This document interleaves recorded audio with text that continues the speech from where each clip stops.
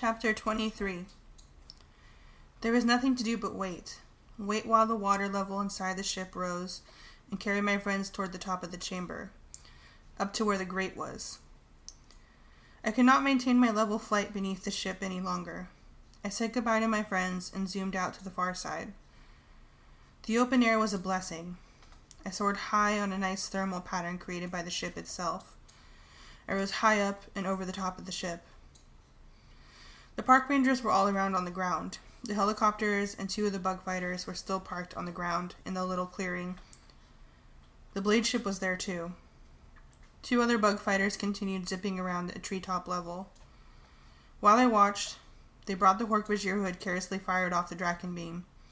They dragged him before Visser 3. We got so we thought of Hork-Bajir, these totally fearless, deadly monsters. But this Hork-Bajir was not looking very brave. He collapsed on the ground before Visser 3. I almost felt sorry for him. It was one of the terrible things about our battle against the Yeerks.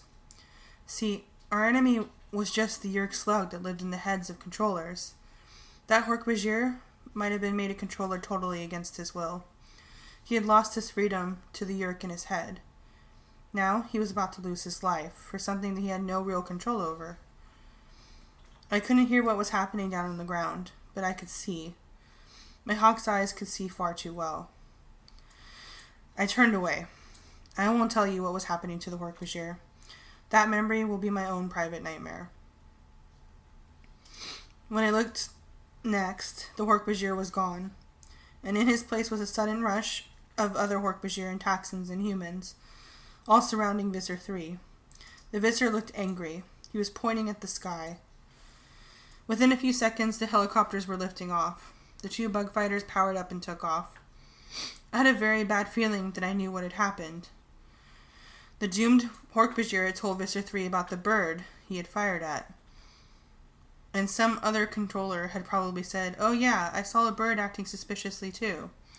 And someone had no doubt said, "Hey, wasn't it a bird that was distracting the Hork-Bajir yesterday and let that human get away?" Visser 3 had put 2 and 2 together.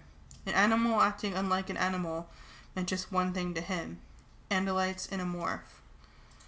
I guess I should have been flattered that Visser 3 believed we Animorphs were true Andalite warriors. But it didn't make a difference whether he thought I was an Andalite or a human. He was sending his creatures into the sky, looking for a bird that was no bird. Me. A bug fighter skimmed over the trees. Its twin Draken beams fired again and again in short, sharp spears of burning light. My heart was in my throat. They were killing every bird they saw. The hawk, this was her territory. But then behind me, a helicopter. Thwack, thwack, thwack, thwack. Shoo! A Draken beam. A near miss. I couldn't get away. Between the bug fighters and the helicopters, they were too numerous and too fast. But there was one place no one was going to risk firing a Draken beam. Not after what Visser 3 had just done to that careless Hork-Bajir. I let go of the air beneath my wings and dropped, down, down, down, toward the vast truck ship, spread below me like a steel meadow. In an instant they were all on me, but the angles were wrong. I was too close to the ship. They couldn't fire. I landed on top of the hovering ship.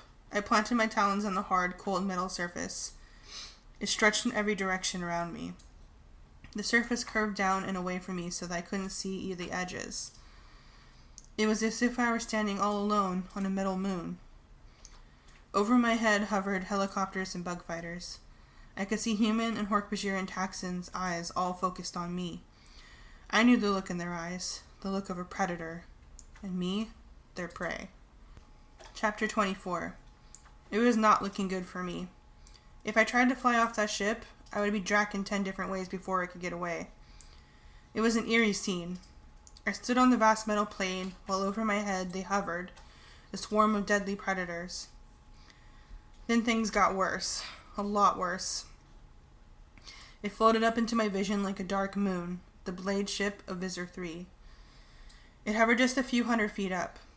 I felt my last reserves of courage beginning to fail. "Tobias, old buddy," I said to myself, "you are not going to get out of this alive." But they all just hovered there. Slowly I began to realize the truth. They didn't know what to do about me. They couldn't shoot me without hitting the ship. Andalite! The voice in my head made me reel. I almost took wing out of sheer fright.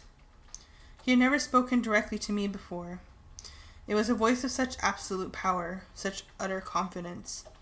The mere silent sound of it in your head makes you want to obey, makes you quiver in fear. It is the voice of dread, the voice of destruction. Andalite, fool, do you think I don't know what you are? A true bird would fly away. Say nothing, I ordered myself, nothing.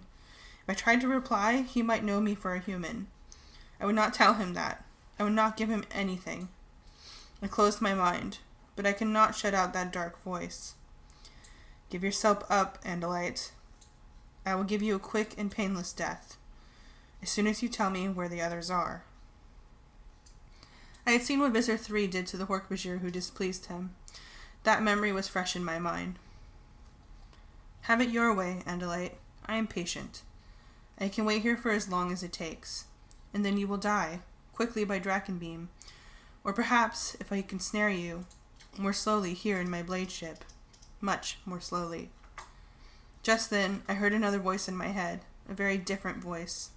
It was faint, as if it were far away. Tobias, can you hear me? Rachel, yes, I can hear you. Tobias, we're trapped. The tank is full, but the grate won't open.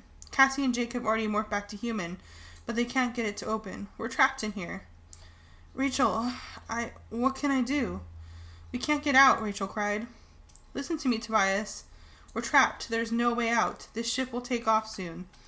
They'll find us when they get to the mothership and unload the water.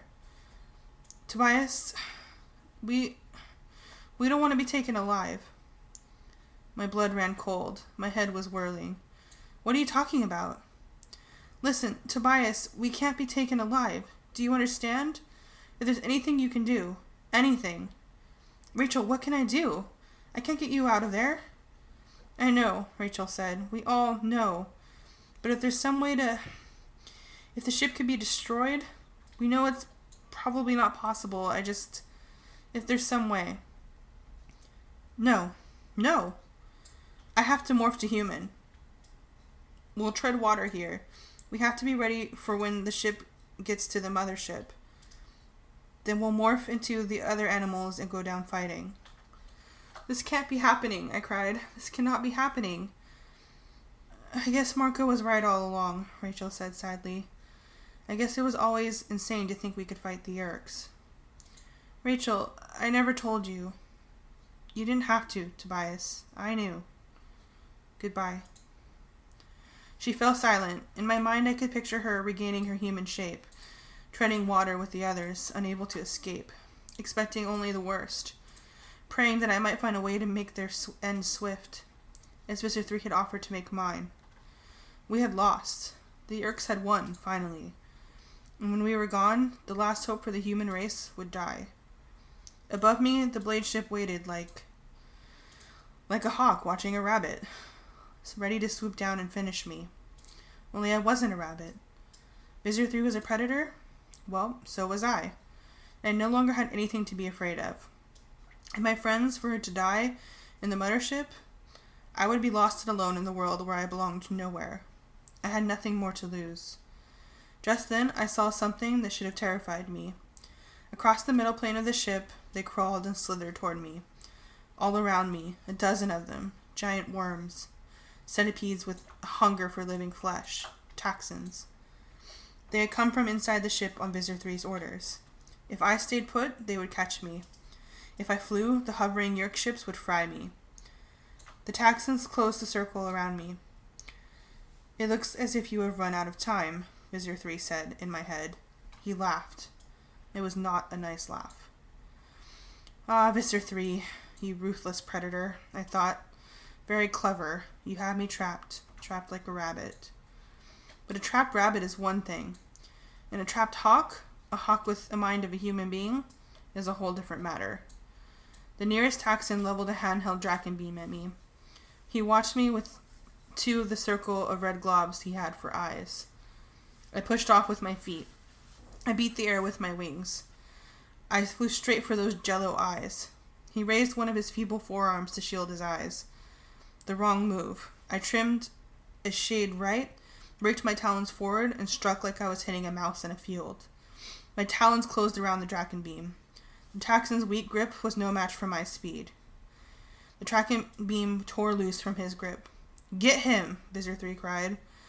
I could practically see the blade ship rock from the force of his rage. But I did not take to air. I flew past, but hugged the surface of the ship's middle curve. They could not hit me without hitting their precious ship. I knew just where I wanted to go. Wingtips actually hitting the ship on each downstroke, I raced toward the ship's bridge, toward the tiny windows where I had seen the Taxon crew. I could not save my friends, perhaps, but I could try to grant Rachel's last wish. I could try to bring this ship down, even if it meant the end of my friends. Chapter 25.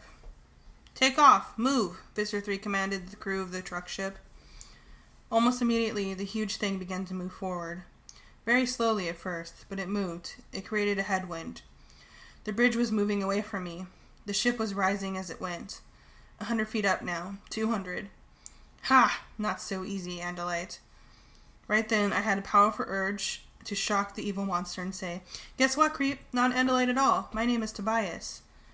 But I wasn't ready to start bragging. The truth was, it was looking bad. The ship was slowly picking up speed. I flapped harder and harder. I gained again, but it was painfully slow. I was wearing out. The Draken beam weighed me down. The headwind was building.